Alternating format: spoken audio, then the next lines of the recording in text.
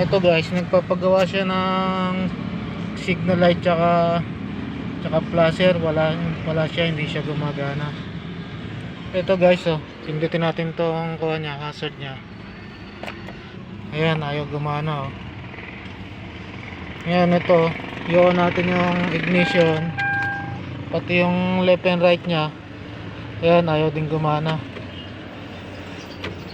Ngayon guys, ang gagawin natin, hahanapin natin yung flasher relay niya kung saan natin kukuhanin. At ito guys, para meron lang kayong idea, dito natin kukuhanin to. Ito is Starex Gold na 2009 model. So, ang location ng kuha niya, flasher niya, yun, doon. Ayun sa baba, yun. Ayun siya, yun. Yung may sakit na puti na yun.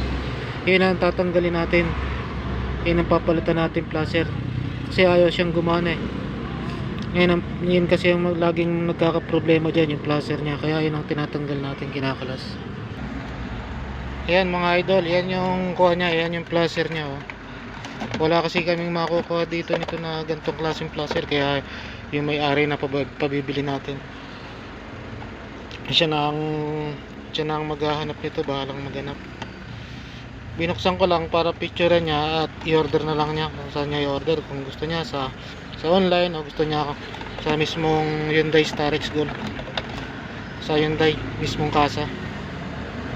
O kaya kung may mahanap naman siya sa ibang kuhan na mabibili, pwede naman, kakabit na lang naman yun.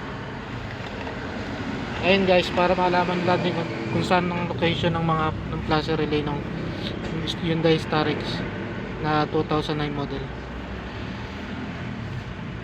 Yan po ang kanyang flasher.